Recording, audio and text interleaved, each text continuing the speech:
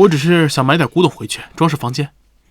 小伙子，你看看这个，还有这个，买回去啊，绝对物超所值。这个多少钱？小伙子，你第一次来，咱们呢交个朋友，给你算5万。500。小伙子，咱这是小本生意啊，你杀价这么狠，你逗我玩的吧？你这里所有的都是赝品，根本不值几个钱，还开价5万，你才是狮子大开口啊！这瞧不出，这还是个懂行的。一口价2000块。那把这把扇子也加上2000块。成交。付款码给我吧。50块说的话，转手就卖2000，老子真是个天才。王师敏真迹，这可是王师敏真迹，最少价值100万。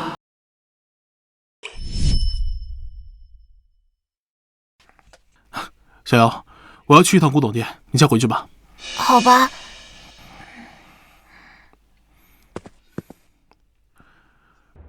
找哪家古董店？柳青家不就是开古董店的吗？刘同学，你家收古董了？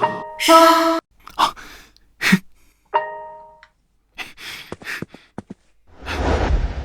没想到我们这么快又见面了。这不是淘到件好东西想出手，马上就想到你家的店。来，我水平不够，看不出这纸扇的来历，这事儿啊还得我爸来。跟我来吧。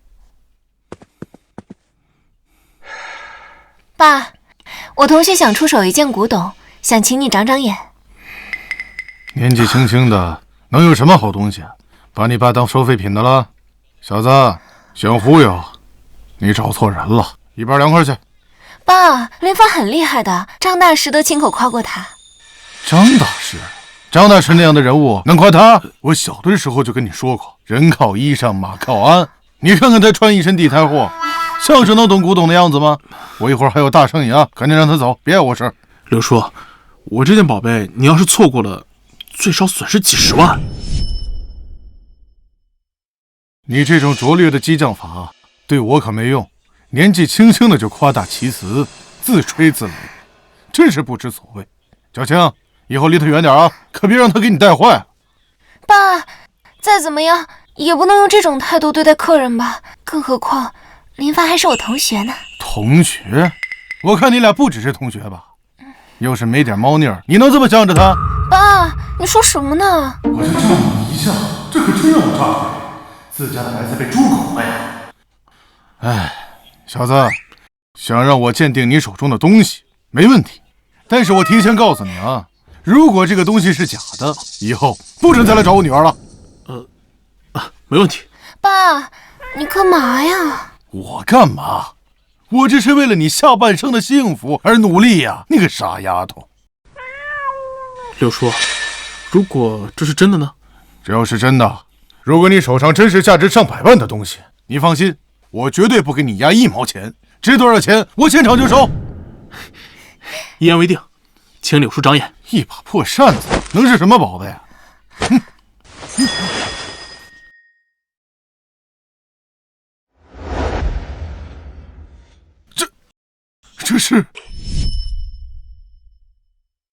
这是王师敏的真迹啊！哎呀，这画工，这琢磨，除了王师敏别无他人呐。爸，这王师敏是谁啊？这王师敏啊，乃是先朝的一位书法家，他热衷于在各种器物上作画，所以传世的作品很少。上次在拍卖会那件真迹啊，最终成交价500万。哎，这扇子虽略有瑕疵，也值个150万呢。刘叔啊，那刚才的打赌……放心，我向来愿赌服输，现在就给你转钱。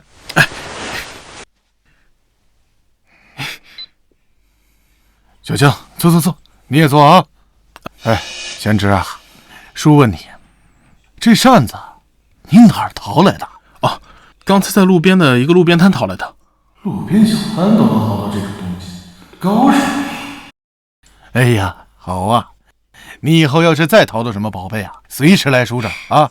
爸，你刚刚不还说人家是乳臭未干的臭小子啊？这丫头，爸什么时候说这话呀？这明显是我的好贤侄啊！哎呀，你以后呢要多跟林凡接触接触，能学不少东西呢。知道了吧？老板，哎，来了，那个小青，你带着林凡好好的转一转，看一看啊。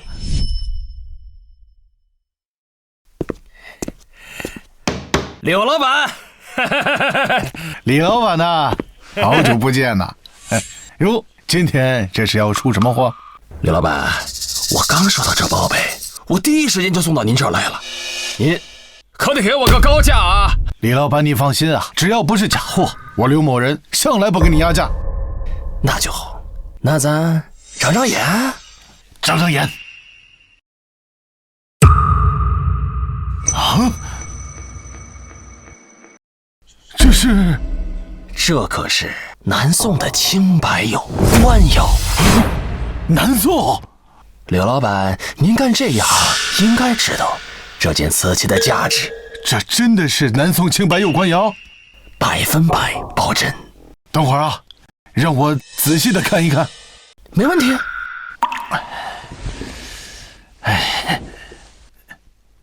这些古董啊，都是我爸去买回来的。他经常去扫货，只不过啊，他的眼力不如你。怎么了？清代高仿制品。清代高仿制品。这件瓷器居然是假货！你爸收那么多瓷器，有收到过假货吗？当然有了，毕竟谁也不能100%保证不会看走眼。一般收到假货怎么处理？一般这种都是离柜不认，所以大部分的时候只能自认倒霉了。哦，明白了。线条流畅，曲线优美，色呈灰白，这釉色温润清澈，釉面如玉，松眼也没问题。真品呐，这真的是真品呐！我出1500万收。老板识货大气，我现在就给你转钱。刘叔，这瓷器不能卖。小李，这怎么不能买了？因为这瓷器是仿制品。毛都没长齐的小屁孩，你懂屁！老子搞古文玩的时候，你还没出生呢，轮到你指指点点。哎，滚一边玩蛋去！哎呀，行了行了行了，刘叔，你相信我，这绝对不是南宋青白釉。他能在地摊上淘到王世敏的真迹，定然有自己的真本事。莫非真的是我看走眼吗？你不买，我拿到别地儿卖去。老李，我没说不收，我这，哎呀，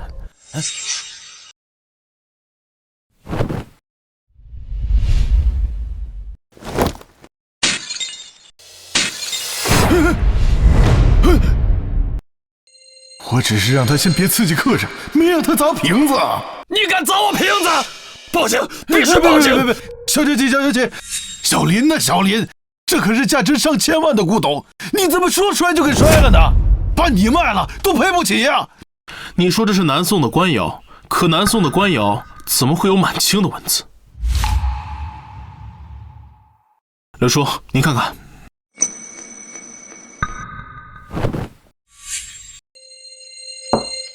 老李，你自己说说，咱俩多少年的交情了，你就拿这个假东西来糊弄我，是不是？要不是林凡今天看出来，我都被你坑惨了都。老柳，你冷静冷静，我也是被骗的呀。我凭什么相信你啊？你想想，咱俩这么多年交情，我怎么可能拿个假货来骗你？跟我交易那小子信誓旦旦告诉我是真货，我也不知道之前跟他交易没出过这么多事儿，谁能成想今天出了这么档子事儿？那你说说，现在这事怎么办？哎，老柳，你消消气儿啊！你放心，我现在就去找那家伙，给你个交代。妈的，敢拿假货骗我，我现在就弄死他！唉，这次要不是林凡，这1000多万就是肉包子打狗，有去无回呀！小林，你眼真毒啊！今天要不是你看出这是假货，我这大半辈子都白干了呀！柳叔客气了，举手之劳而已。更何况柳青还是我的同学，当然不能看着柳叔您吃亏。小林，真是太感谢你了。对了，我那儿啊，最近倒腾了点好茶，走，咱尝尝去。来，走。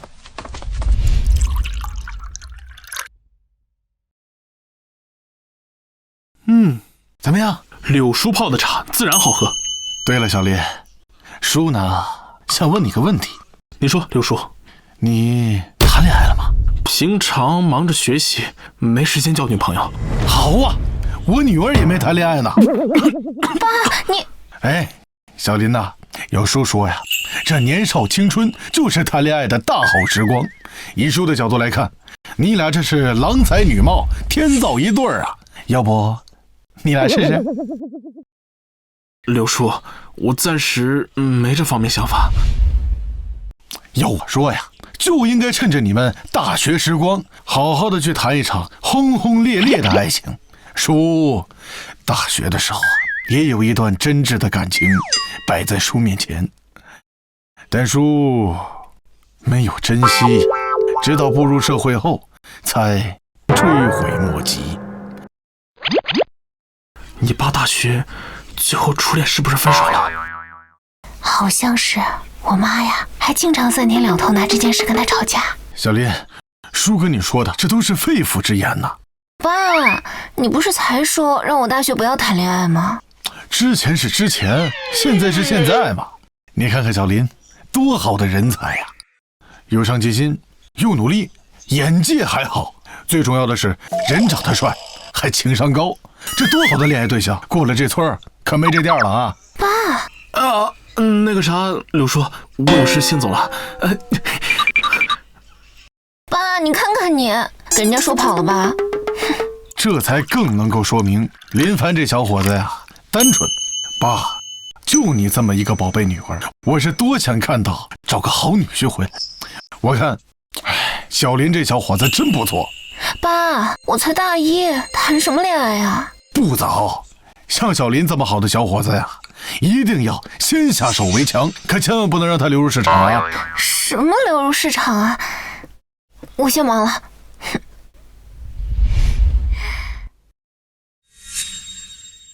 林凡，他会喜欢我吗？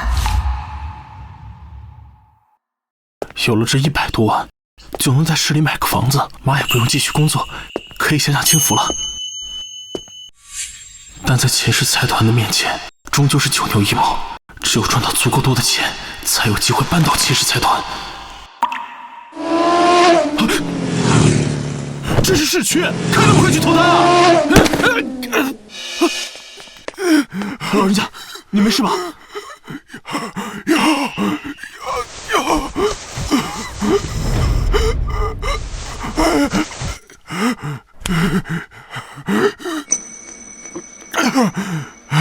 怎么样，老爷子？小伙子，你叫什么名字？老人家，我叫林凡。太谢谢你了，小伙子。要不是你呀，我这把老骨头今儿就交代在这儿了。老爷子，您言重了，我只是做了一点小事而已。这可不是小事啊！现在的社会风气，谁还敢扶老人呢？像你这么有良心的年轻人不多了。老爷子，你家住哪儿？我送你回去吧。那就辛苦小伙子了。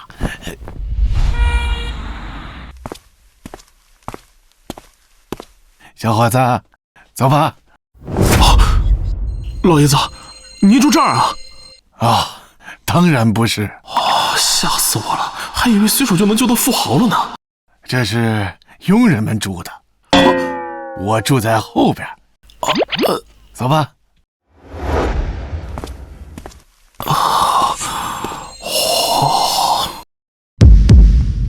老爷子，您是做什么的？我姓赵，赵江海。本是3大家族之一赵家的掌权人，我竟然随手救了个富豪，还是超级富豪。坐吧。爷爷，我听管家说您刚才一个人出去了，我不是跟您说了吗？您现在身体不好，去哪都要跟我说一声的。我就是想出门散散步，谁知道突然心脏病犯了。什么？要不是这个年轻人出现的及时，你今天呢就见不到爷爷喽。您现在有没有哪儿不舒服啊？别担心，吃了药啊，感觉好多了。下次不许一个人出去了，无论去哪儿都要告诉我一声，知道吗？好。这次多亏您了。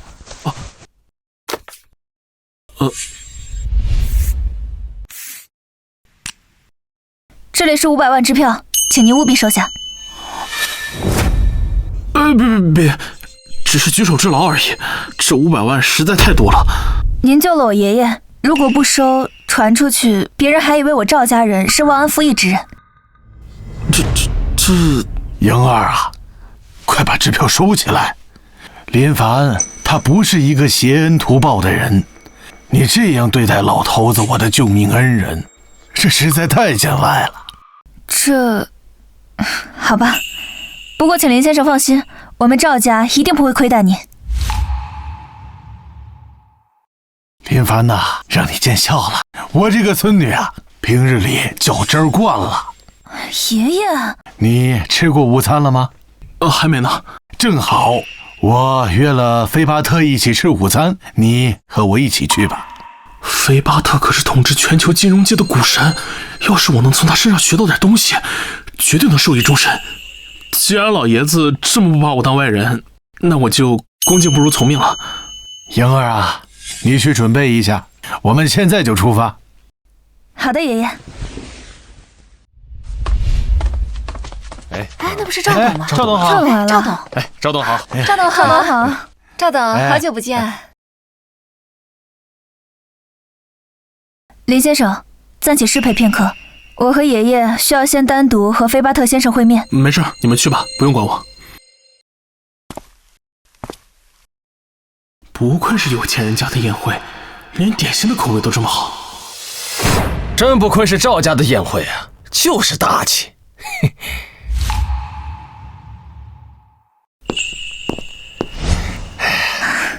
苏妍，赵家这次足足花了5000万美金，才把股神菲巴特请过来吃一顿午餐。我秦家跟赵家相交甚好，所以才邀请我过来见菲巴特一面。秦少，你真好，要不是秦少你，我哪有资格来这种地方呀？要不今天晚上就别回了，我在锦星酒店开了一间总统套房，那儿的床啊，又大又舒服的。我都听秦少的。林凡，林凡，你是个什么东西呀？这是你能来的地方吗？赶紧滚蛋！怎么，你能来这儿，我就不能来这儿？你个土包子，懂个屁呀！今天来这儿的都是一些名流权贵，像你这样的臭屌丝，连给这当服务员的资格都没有。哎呦，这谁啊？没见过他。就是啊，他怎么进来的？什么人呢？正好，老子今天就让你身败名裂。诸位，这个叫林凡的呢，是我的同学，是我们学校名副其实的臭屌丝。之前呢，他妈把我的保时捷给撞了，我看在同学一场的份上，就没让他妈赔。可没想到啊，这小子竟然得寸进尺，居然跟着我混进了宴会里。这不是跟踪吗？穷就算了，居然还这么厚脸皮。我看呀，他就是想借这个机会攀附权贵。有这样的同学，我倍感羞耻。年纪轻轻就满心功利，光是想着一门心思往上爬，不知道圈子不同不能硬融的道理啊！人贵在有自知之明，不是参加1-2场宴会就能随便改变阶层的。林凡，听见了吗？这个地方不是你这种臭屌丝能来的地方。你眼睛长屁股上了，哪只狗眼睛看见我是跟着你混进来的？那你的意思是，你是被邀请过来的了？没错，赵家人亲自邀请我参加午宴。不是，你这个臭屌丝，赵家人会邀请你？你也不撒泡尿照照自己，你配吗你？林凡，我之前怎么没看出来你脸皮这么厚啊？这种谎话都编得出来。赵家邀请的都是圈子里有头有脸的人物，我可没见过你。小小年纪满口谎言，以后还得了？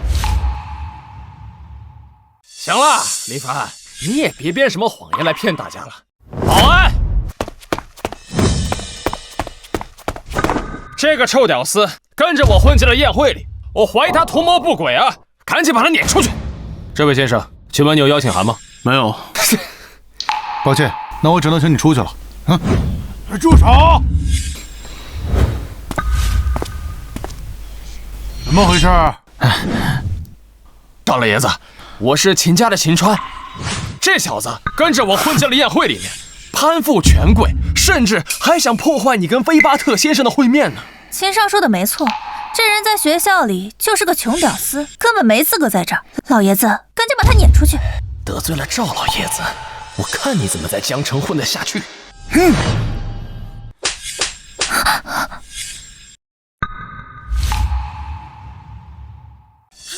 赵老爷子，你打我干什么呀？是他在这搞破坏啊！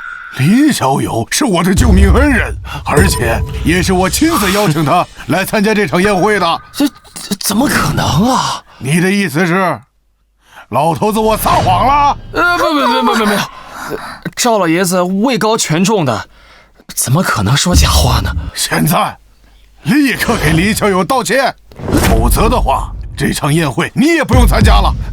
老爷子，我爸他常常念叨你，你也看着我从小长大的，看在这个情面上，道歉就免了吧。这些我可管不了，你爸管不好你，那我今天就替他好好管教管教你。今天不道歉，那你就没必要待在这儿了。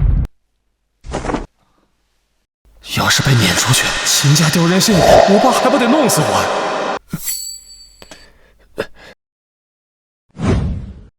林凡，对不起啊，我听不见。你，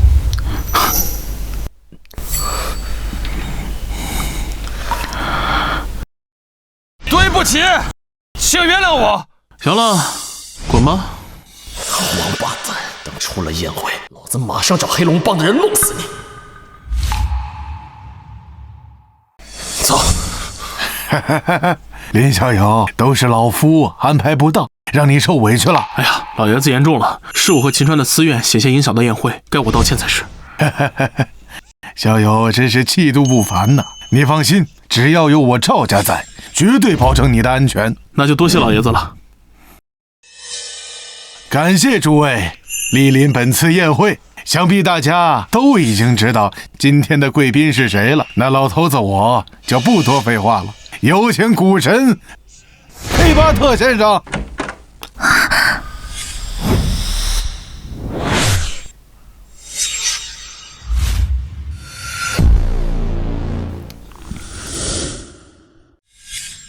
股神是龙国人，很意外吧？其实菲巴特先生是华裔，只不过在华尔街出名，所以大部分人都认为他是外国人。原来如此。菲巴特先生，我是卡诺集团副总裁，我是孙家长孙孙平。菲巴特先生，菲巴特先生，菲巴特先生，先生，过来，过来，过来！哦，真能过来！恭喜获得神奇炒股记忆里多了好多炒股知识，有了股神的炒股技能，赚钱岂不是像喝水一样简单？乞丐！菲巴特先生，我是秦家的秦川，我们秦家是江城3大世家之一，一直在金融行业。我自己呢，对金融也有些见解，希望有机会能跟菲巴特先生合作。菲巴特先生，我希望有机会能私底下跟你……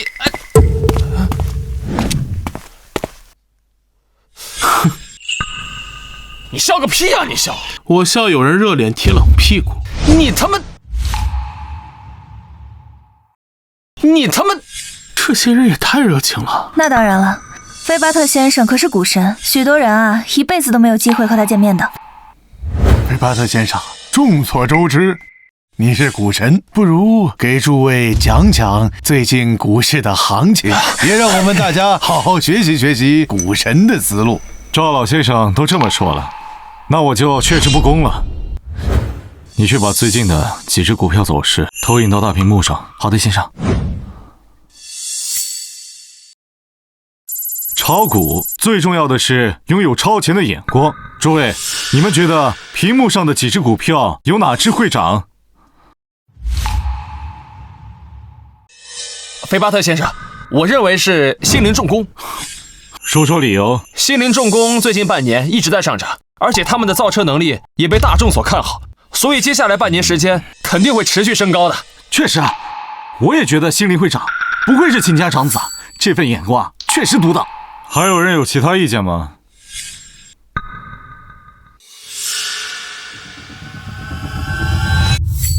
我觉得心灵重工会下跌。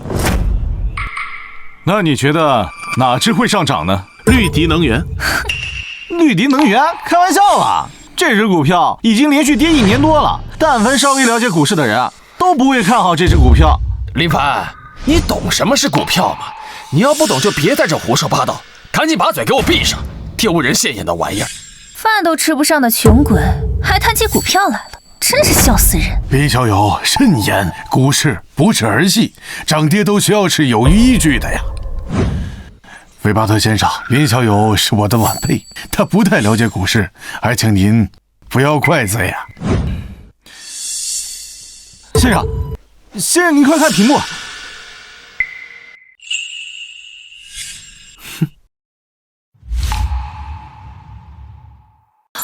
哇，真的涨了！涨了！我呢？天哪，这个真是太厉害吧！心灵竟然跌了，怎么可能？林小友居然说中了。这位小兄弟，你是怎么看出来这心灵重工会下跌的？心灵重工固然有造车的工业体系，但没有相关技术支持，贸然造车，新车肯定会出问题。一旦被媒体放大，造成舆论倾压，股市必定下跌。不错，那你又是为何觉得这绿迪能源会上涨呢？绿迪能源虽然这几年持续性走低，但最近国际局势焦灼，随时可能爆发战争的情况下，能源价格必定水涨船高，相关的企业股市势必上涨。这厉害，真是厉害，真是太厉害了！真是江山代有人才出啊！没想到我这次回国能遇到这么优秀的年轻人。这位林小兄弟对刚才2只股票的推论完全正确。正如我刚才所说，想要把股市研究明白，不能只看表面，得要考虑各种外界因素的影响，正确的对股票走势进行预判。毫无疑问，林小兄弟拥有非常超前的眼光。林凡，为什么每次都是你？怎么走着瞧？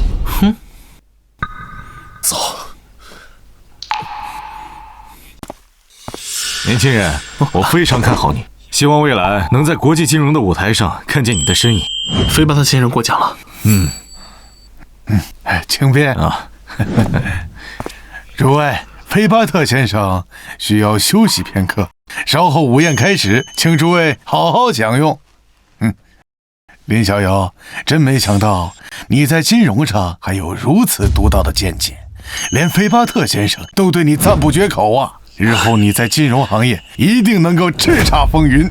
老爷子谬赞，只是一点浅薄见识而已。林小友，对炒股有没有兴趣啊？老爷子，您的意思是？我给你1000万的启动资金炒股，你觉得怎么样？老爷子，这可使不得。你先别急着拒绝呀，这1000万亏了，算我的，赚了。咱们3期，你期，我3。老爷子，你已经帮我很多了，这1000万我真不能要。要不是老爷子带我参加宴会，我怎么可能得到股神的炒股技能？你呀，真是一点恩惠都不受啊！这样吧，这1000万算是我借给你的，等你赚到钱再还给我。老爷子，林小友，我把话都说到这个份上了，你再拒绝，那就是不给老头子我面子了。也罢，有这1000万，赚钱的速度也能快不少。那就恭敬不如从命，多谢老爷子了。这就对了嘛，老头子我期待在股市上看到你的表现呢。林先生，这里是我的名片，你有需要帮助的地方随时联系我。多谢赵小姐。你好，我来开户，麻烦帮我安排一位证券经理。好的，请随我来。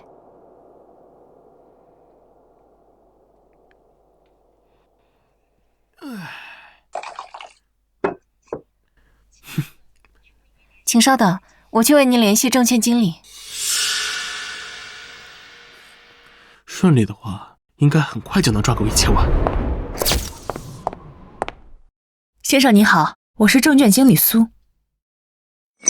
林凡？啊，苏学姐，苏学姐，苏学姐可是金融系的系花，没想到竟然会是她来给我开户。苏学姐，你是在这里上班吗？对，我在这家公司实习。先说说你吧，听前台说你准备开户，是要炒股吗？对。千万别，炒股就像赌博，十有9输。像秦川那种富二代炒股，娱乐还行。你本来就是贫困生，生活的不容易，别把钱砸在这里。哎呀，没事，我刚赚了点钱，而且对炒股也有些信心。看来我这学弟也是穷怕了，想赚快钱，但快钱又哪有那么好赚呢？学弟，你听我一句劝，这不是普通人能掺和的。暖暖，我特意给你选了件礼物，你看喜不喜欢？陈刚，我正在工作，而且我跟你说过了，我不喜欢你。当证券经理能赚几个钱啊？只要你答应做我女朋友，我养你。林凡，你怎么在这儿？我来找苏学姐开户。你一个在学校出了名的死穷鬼，居然学别人到证券公司开户炒股，这是你能来的地方吗？暖暖，礼物你就收下吧，只要你今晚陪我吃饭，我立马开户。这个月的业绩你差多少，我全都给你包了。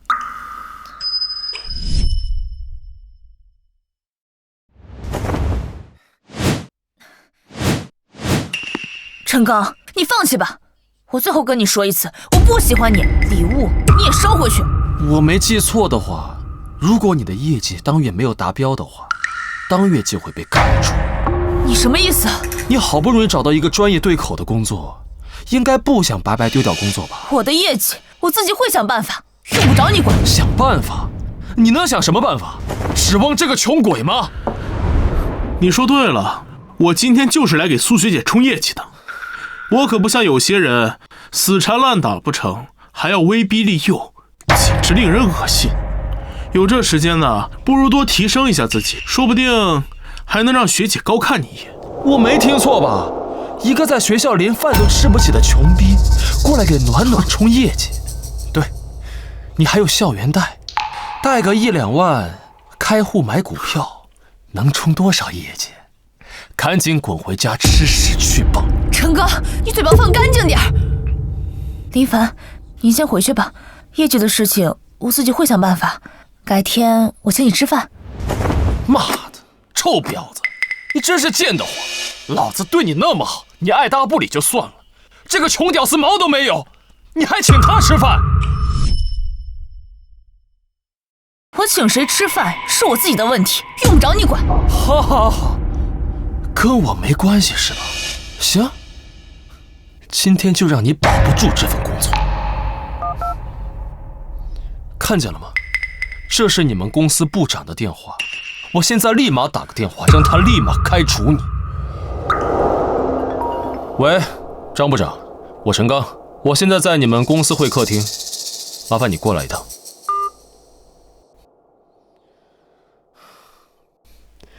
苏暖暖，张部长来之前，你还有最后的机会，好好考虑考虑吧。我只想好好上班，为什么会这样？苏学姐，你没事吧？我没事，你先回去吧，这里我来处理。那不行，我要是走了，谁给学姐你撑面子？他明明自己都没什么钱，还想着帮我。当着老子的面还卿卿我我，死穷鬼，老子看你还怎么装！陈少，你来咱们公司也不跟我说一声，我好亲自接待。张部长，苏暖暖是我同学，本来呢我还想着充100万开户买股票，顺便再请她吃个饭。这我倒是真不知道。小苏啊，运气不错，能和陈少当同学。但是苏同学非但拒绝我的邀请，甚至不愿意给我开户。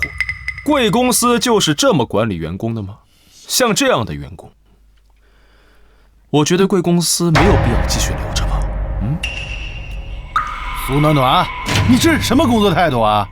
你这个月10万的业绩还没达标，还敢得罪陈少这种大客户？不想干就趁早滚蛋！部长，我没有消极怠工，是他太过分了。我不管这些，客户有需求，我们就要满足，满足不了就是你的问题了。现在立刻向陈少道歉。听见了吗？还不赶紧道歉！道歉个屁呀！100万也算大客户，就得满足他所有需求，那我岂不是能让张部长你给我磕头道歉了？你这年轻人，苏学姐的业绩我包了，苏学姐的业绩我包了。这小子穿着平平无奇，可看他这自信的姿态，又像个有钱人。陈少，这位是？这小子就一穷逼，在学校靠拿贫困助学金活命，装什么大头孙？不好意思，会议室只接待本公司的客户，立马滚出去！客户是吗？学姐，帮我开个户，卡上的钱全部充进去。还全部充进去？你以为充话费呢？证券公司开户最低都要10万块，你这全身加起来的钱有1万块吗？林凡，他说的没错，开户是有最低资金要求的。学姐，相信我。哎呀，还真相信他，他哪来的这么多钱开户？这位先生，你影响本公司的正常工作，我随时可以报警。别急，马上就有结果了。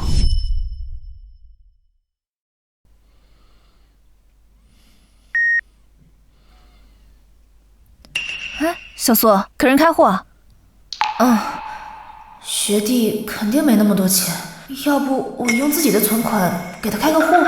但如果被人查到了，我一样会被开除。我去，小苏，大客户啊！廖姐，你说什么呢？你看一下，顾客的开户卡里头多少钱？个10、100、千、万1000万，真的是个大客户啊！小苏，这个月的业绩冠军肯定是你啊！他不是贫困生吗？怎么会有这么多钱？太羡慕了，这么大客户。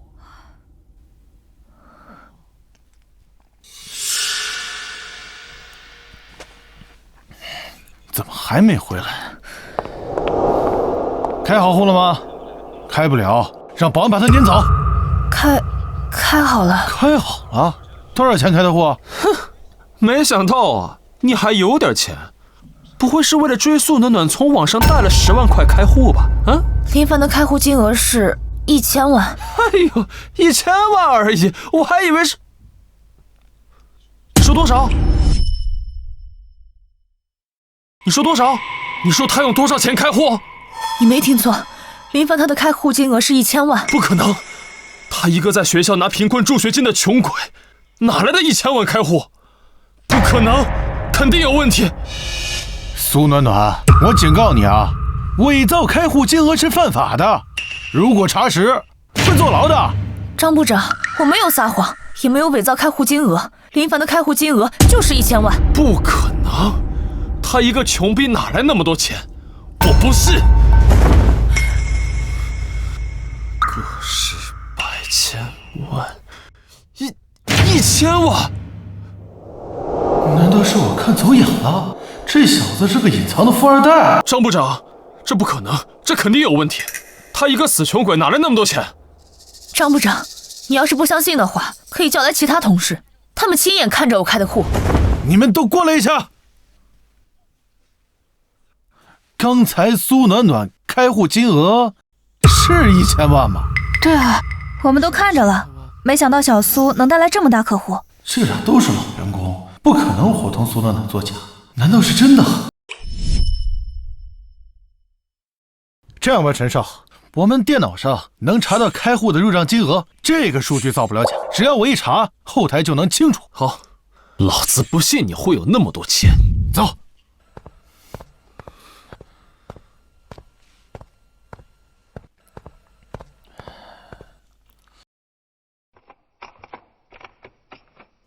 小子，你等着，只要查出问题，马上报警抓你。我等着。哼，我就知道，肯定有问。1000万！这臭小子哪来那么多钱？哎呀，嘿嘿，你看这事儿闹的，小苏啊，你有这么大的客户，你也不早说你这个月是第1个月实习了，我做主了，下个月持续转正，不用实习3个月。你刚才不是说我是穷鬼吗？现在到底谁是穷鬼？行，算你有本事，这事儿没完，咱们走着瞧。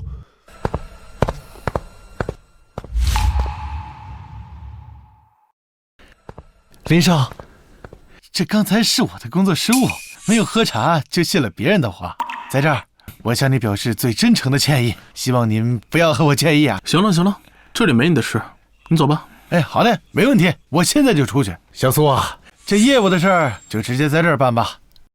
好，林少，你有什么跟小苏慢慢说啊。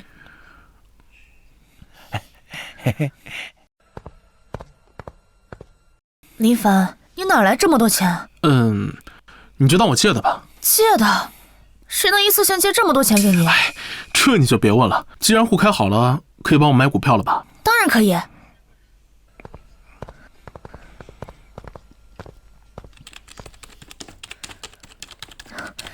这几只股票最近走势都很好，你可以考虑一下。学姐这眼光真不行啊，选的全是要跌的啊！其他不用看了，买这几只股票吧。这几只股票近1年来走势都不太好，买了肯定要赔的。放心吧，这几只股票一定会涨的，相信我的眼光。那好吧。以后我就是你的专属交易员了，咱们加个微信吧，有什么情况随时联系我。好的，学姐。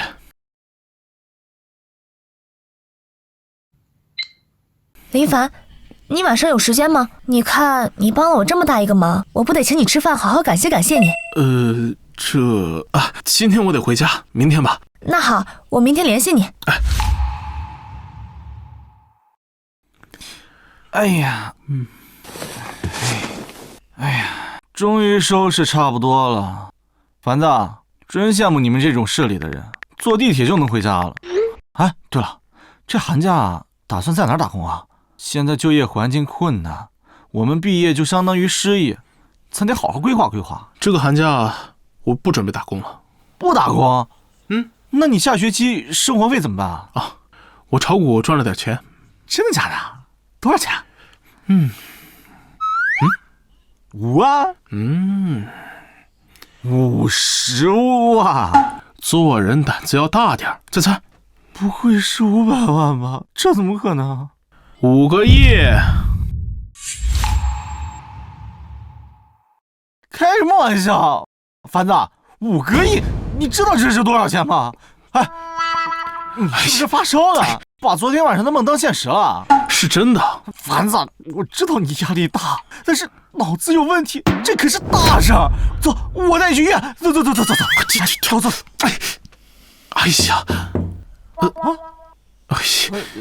苏学姐，你怎么来了？苏学姐是我的股票专属交易员，你问她吗？苏学姐，凡子股票炒了5个亿，真的假的？虽然我也不相信，但这确实是真的。这怎么做到的呀？林凡选了几只股票，这个月全部涨疯了，资金已经翻了50倍，吃了10几个涨停板。就这就中了5个亿啊！因为他的初始资金是1000万，现在账户余额一共有5个亿。真的？真的。凡子，我对你太失望了。义父，我终于等到今天了，这苦日子我是一天也待不下去了，我呀。别闹了，让苏学姐看笑话。我跟我义父交流感情有什么问题？义父，咱们父子其实这么多年，你就赏口饭吃吧，你让我干什么都行。什么都行？什么都行，暖床都行。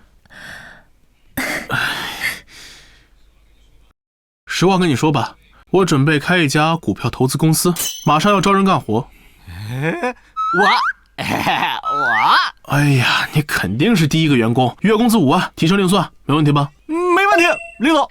从今天开始，你就是我的再生父母，你手指的方向就是我前进的方向。哎，行了，别搞演讲了，好好干活就行。好。苏学姐，你帮我从账户提现1个亿。没问题。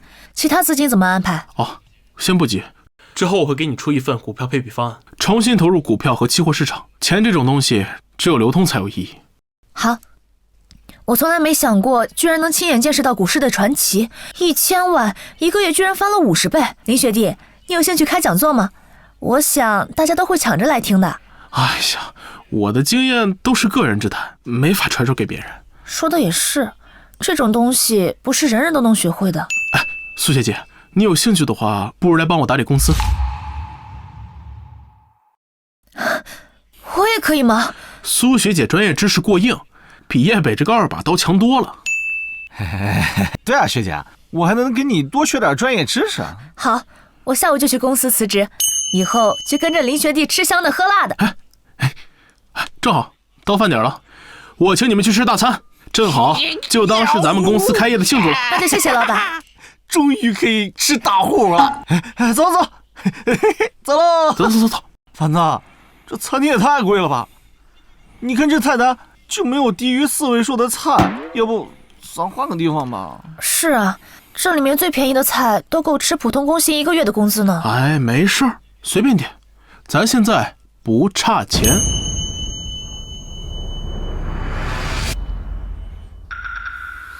我当是谁呢？离得好远就闻到一股穷酸味儿，感情是你这个穷屌丝，难怪话说这么狂，也不怕风大闪了舌头。这菜单上所有的菜都点一遍，也就100来万，陈大少不会吃不起吧？少他妈装模作样的，老子都打听清楚了，你炒股的钱都是找赵家借的。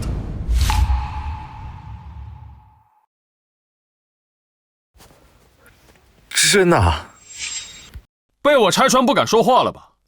就你那3脚猫的水平，早在股市上亏得七七八八了吧？还敢带暖暖来这种高档餐厅吃饭，真是打肿脸充胖子。暖暖，陈刚，注意分寸。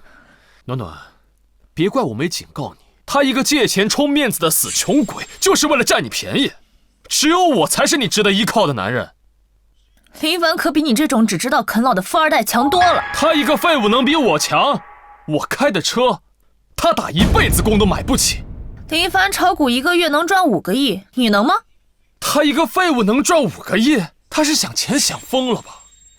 他要是能赚5个亿，老子就是世界首富了。爱信不信。行，你不是说他能赚5个亿吗？他只要能拿出来1个亿，你们今天这顿饭我包了。要是拿不出来，就给老子跪着，磕10个响头。这小子就是个穷屌丝，无论如何都拿不出来1个亿。只要让他颜面扫地，让暖暖知道这货虚有其表，肯定能回心转意，重新回到本少怀抱。怎么样，敢赌吗？行啊，有什么不敢的？陈大少愿意请客，何乐而不为呢？服务员，先生有什么吩咐？这菜单上所有的菜一样，来3份。谢谢啊。先生您稍等。先生，您每样菜都要3份？是的。先生，这么点下来总共要300万，您确定要点吗？当然，反正又不是我请客。你他妈当你已经赢了？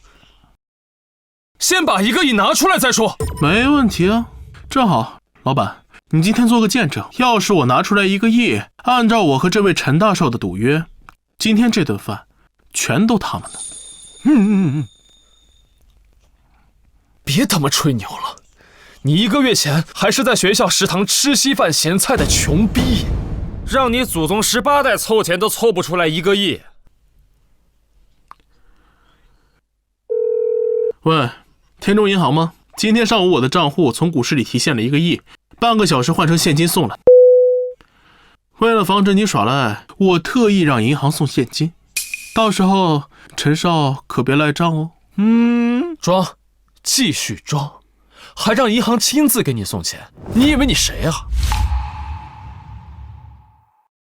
哎呀，身为银行的黑金客户，我有这个权利。以你的资产等级，恐怕这辈子都没机会感受吧？是不是又学到新知识了？还不快谢谢我？好，我就在这等着，看你待会儿牛皮是怎么吹破的。先吃饭，老板上菜。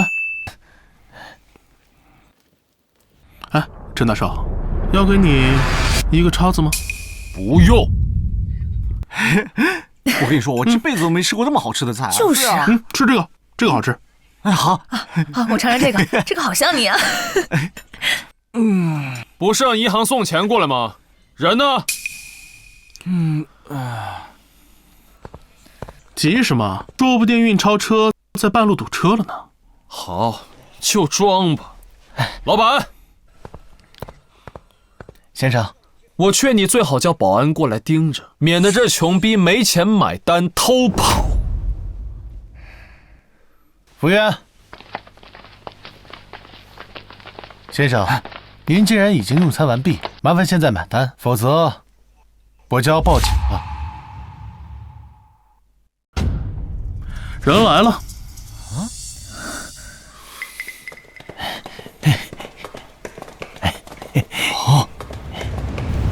你好，林先生，我是您的专属业务经理，我叫……打开吧。好，行，打开。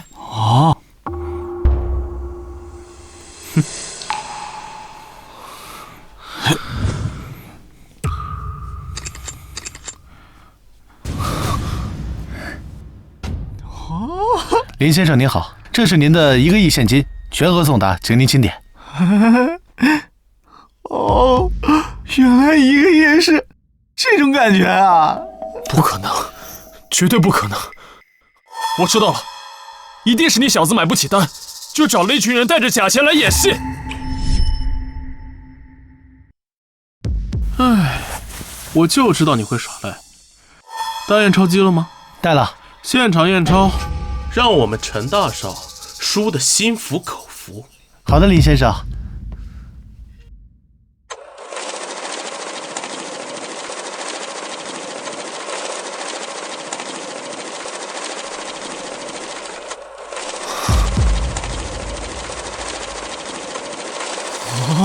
怎么可能？怎么可能会都是真钞？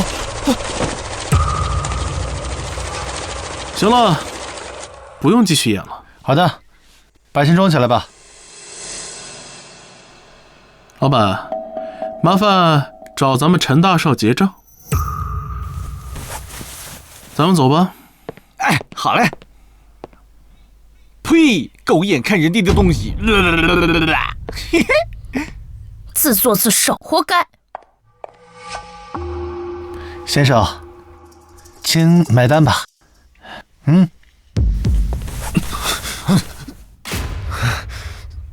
老板，我身上没那么多钱，你看。没钱？小子，我开餐厅前也是混道上的。今天你要是拿不出钱，我这帮兄弟会做什么，我可就不知道了。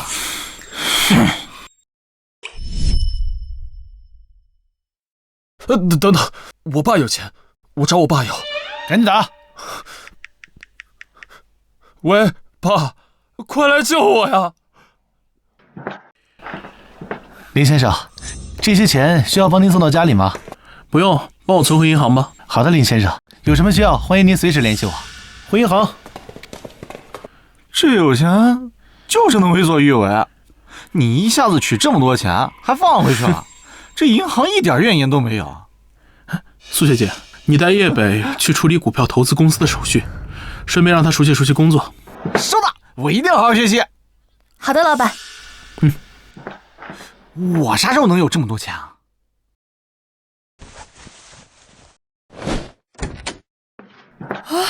儿子，你怎么回来了？没去找兼职啊？哎呀，还找什么兼职啊？走，儿子带你买房子去。你辛苦了大半辈子，也是时候该享享清福了。好，好，好，等你赚了钱呀，妈就去住你的大房子去。哪用的以后啊？咱今儿就去买。儿子，你糊涂了，咱家哪有钱买大房子的？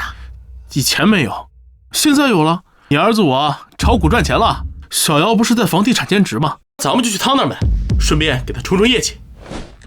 哎，不是，你说清楚，你怎么赚这么多钱啊？哎呀，路上说，路上说，走。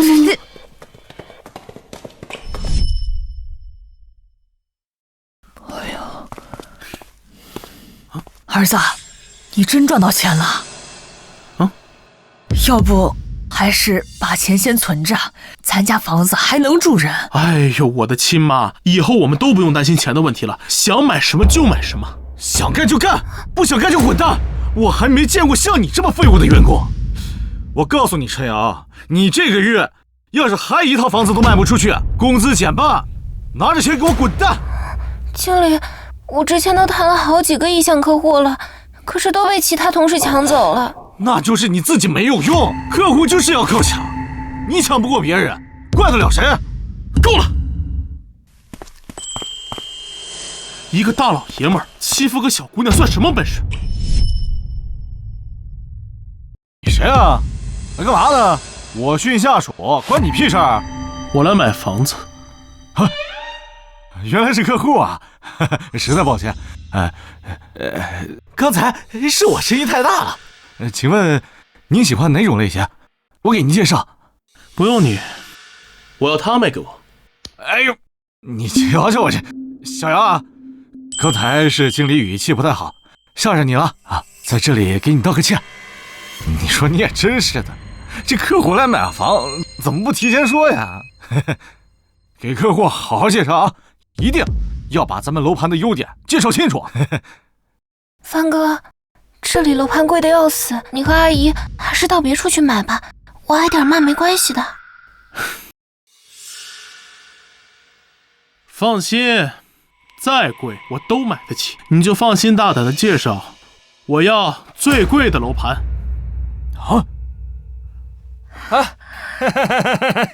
川哥，你真的要给我买房子啊？我什么时候说话不算话呀？不就一套房子吗？买！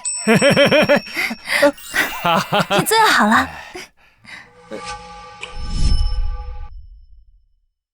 真他妈冤家路窄呀！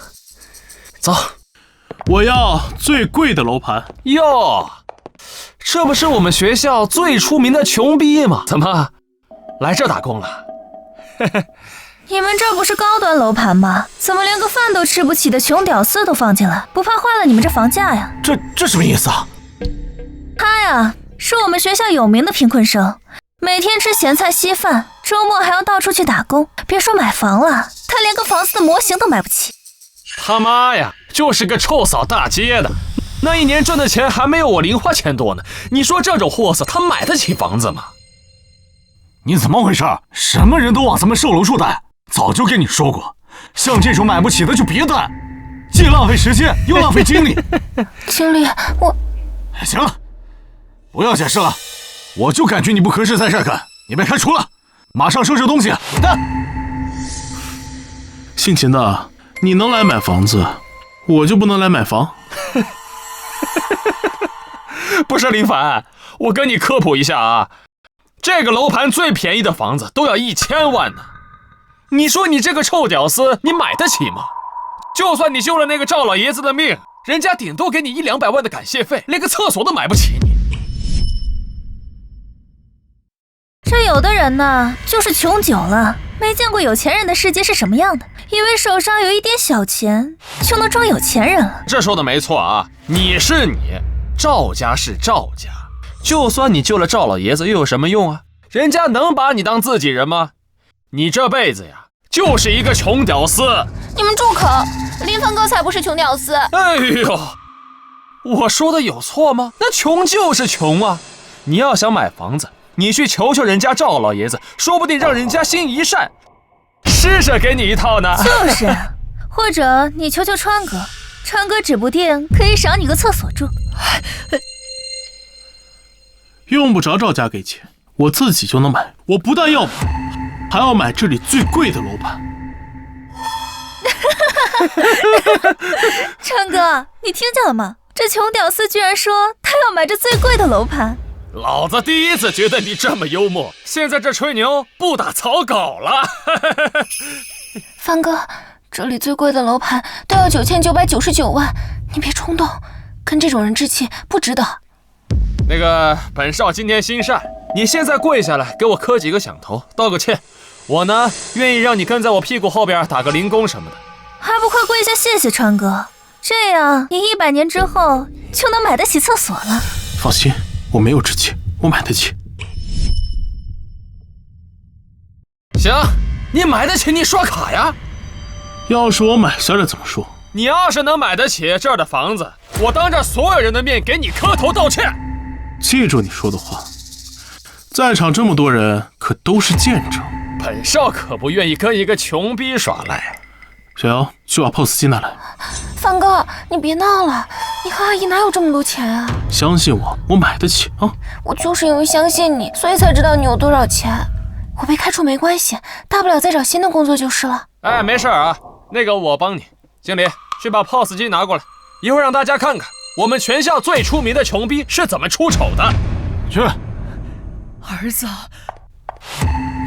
帆哥，我们快走吧，这里的房子真不是你能买得起的。小姚，相信我，我从小到大什么时候骗过你啊？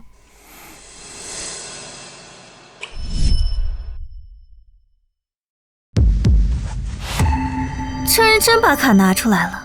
他那卡里边能有1000块钱吗？别说买房子，买块砖我看都费劲。陈瑶，你这找了个什么奇葩客户呀？穷就算了，还要装有钱人啊？你的眼光啊也是绝了，从哪儿找这么个穷鬼？要是大家都像你啊，那干脆啊饿死得了。成功扣款9999万。怎么可能啊？9000多万！川哥，你没事吗？闪开！不是，你哪来这么多钱啊你？我哪来的钱就用不到你管了。现在你只需要履行赌约，当着所有人的面给我磕头道歉。金川，你已经输了，立刻给我磕头道歉。我磕你妈个头！我磕！川哥，滚蛋！我去！想跑，跑得掉吗？我给你道歉，道歉行了吧？对不起，行了吧？磕头道歉。林凡，你别得寸进尺啊！你准备毁约吗？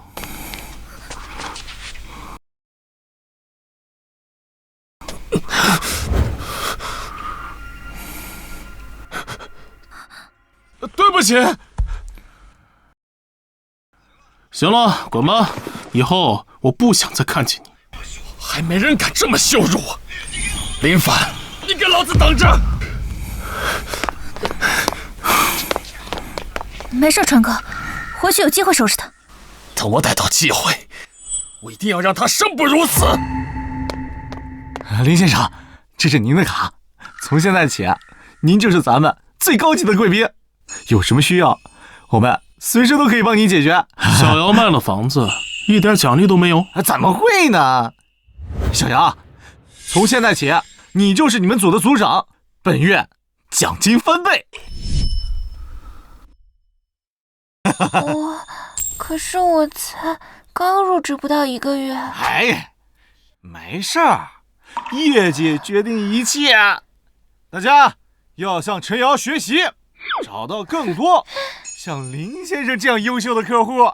林先生，您还满意吗？行了，有什么事我会再联系你的。哎，好嘞，好嘞。走，妈，房子已经买好了，看什么时候有时间搬家吧。儿子，你哪来那么多钱呀？是啊，那可是9000多万，将近1个亿啊！凡哥，你就这么花出去了？我炒股赚的钱。炒股啊？炒股这么赚钱呀？别人不行，但你儿子我可以啊。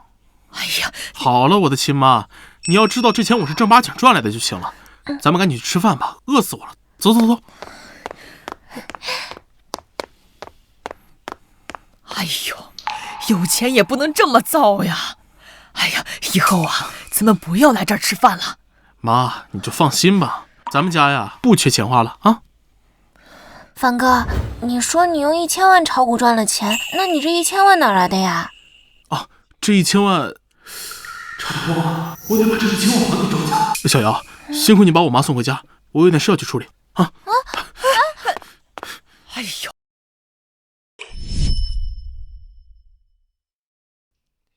老爷子，我劝你啊，赶紧把这个合同给签了啊！你做梦！我们赵家就是破产，也不会把51%的股份转让给你们。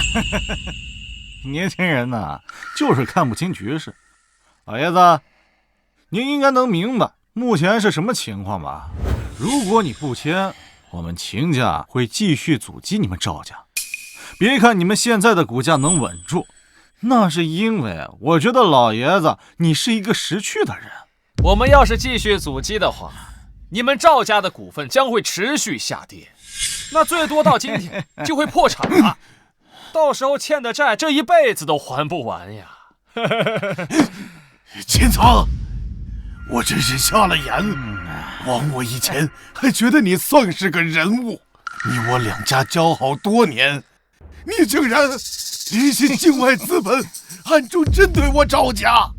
哎，老爷子，消气呀！大家都是商人，你应该明白兵不厌诈的道理。商战本就如此，只不过这次赢的人是我。就算如此，你也不应该联系境外资本，他们都是一群豺狼，他们只会把本地的市场吃得一干二净，然后离开，留下满地狼藉。不是老爷子，你岁数这么大了，怎么还玩不起呀？要我说呀，这个就叫报应。当初在菲巴特午宴上，你当着那么多人的面帮助林凡，当众羞辱我，你就应该想到你今天的下场。老爷子，我赵家和秦家不是世交吗？怎么搞得像仇人一样？那你这废物怎么又来了？阴魂不散呢你？赵小姐，出什么事了？秦家背地里联合海外资本阻击我们，现在赵家股票大跌，如果继续这样下去，很快就会跌停，到时候就会有退市的风险。一旦发生这种情况，按照政策，我们必须强行回购股票，造成的亏损会让我们直接破产，背上巨额债务。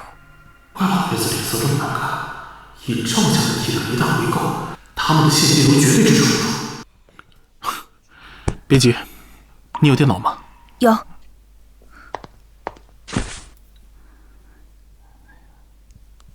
你想干什么？之前赵家帮过我，现在该我回报了。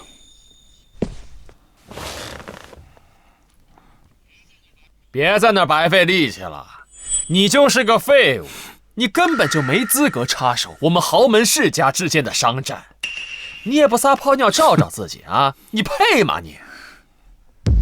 林凡，这不是普通人能插手的事情，还是算了吧。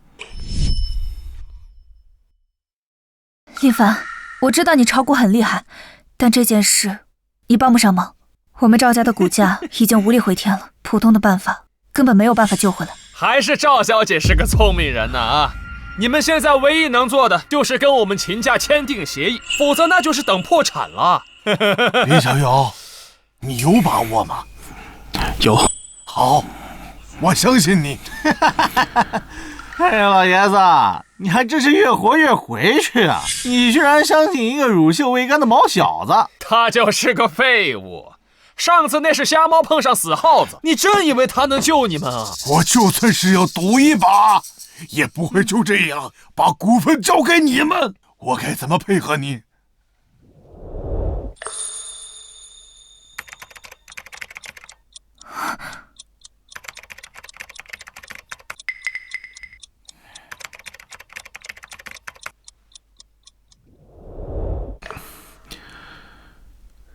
老爷子，咱们赵家现在还剩多少的流动资金？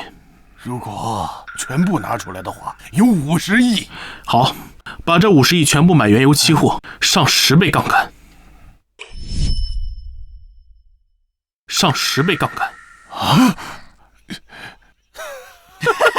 你是个大傻叉吧你？我以为他出什么高招，原油期货。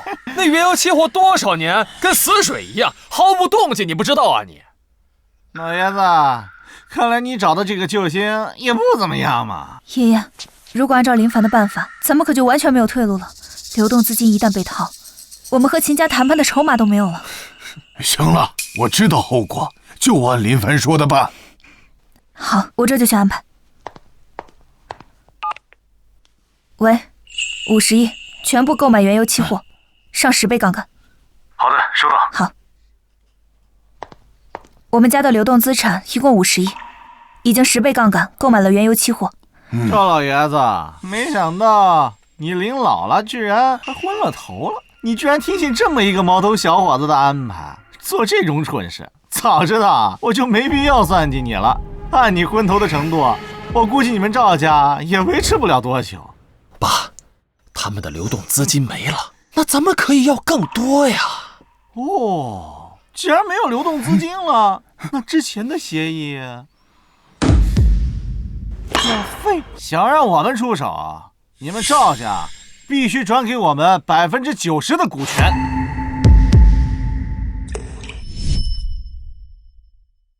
90%的股份，这跟直接收购我们有什么区别啊？哎，你可别这么说啊！收购那就是正常的商业运作，况且你们现在是得求着我们帮你啊。老爷子，你可想清楚了，这可是你最后一次机会。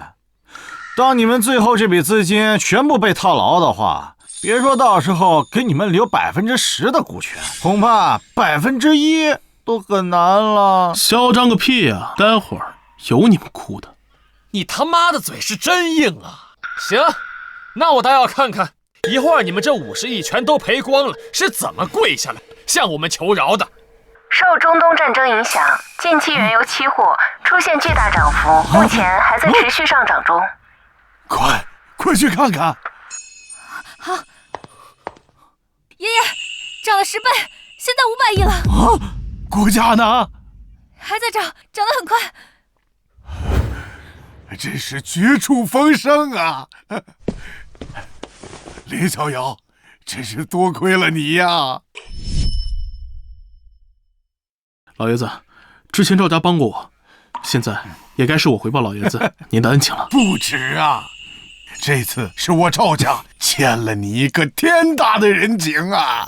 林逍遥，以后要是有什么要求，我赵家必定全力以赴，以全族之力帮助你完成。真的涨了？怎么可能啊！居然真的涨了，这种涨幅连神仙都算不到，你是怎么猜到的？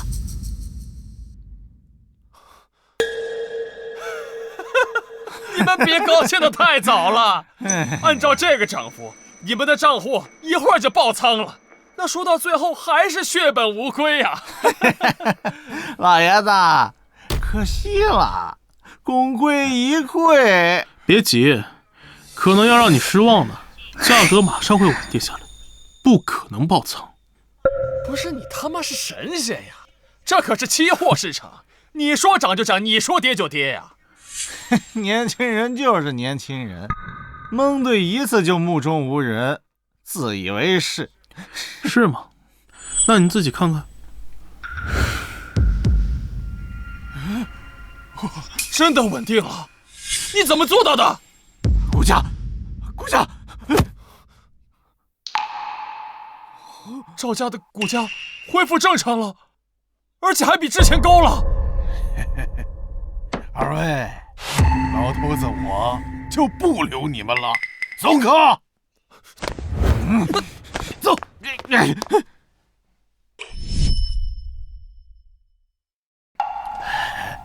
哎呀，林逍遥，你可真是我们赵家的救命恩人呐！我决定了，我把赵家49%的股份转交给你，以后你就是我赵家第2大股东，与我赵家共治集团。老爷子，股份太贵重了，您之前给我的1000万已经让我赚不少了，用不着这些。那不行，你要是不收，那就是不给老夫面子。那行吧，小子多谢老爷子了。老爷子，我觉得正好可以借此机会，钱家为了狙击你们，步子迈得太猛，现在正是资金空虚的时候，正好可以借此机会反击，一举把秦家吞并了。你说的对呀，我这就去安排。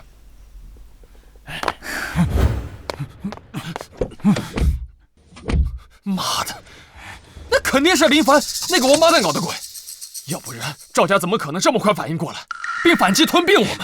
多亏我有先见之明，要不然我们连这点钱都没有了。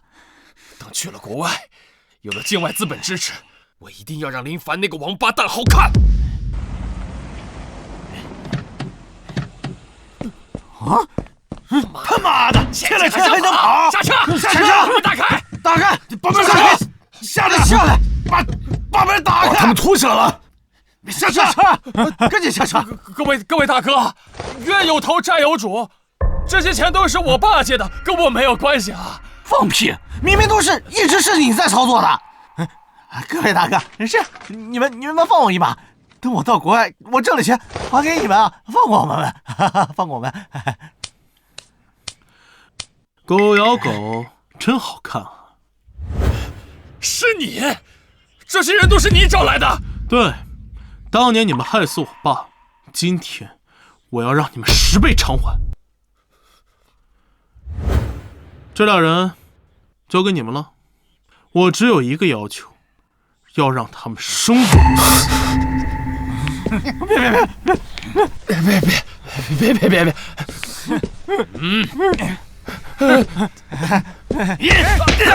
走！快去！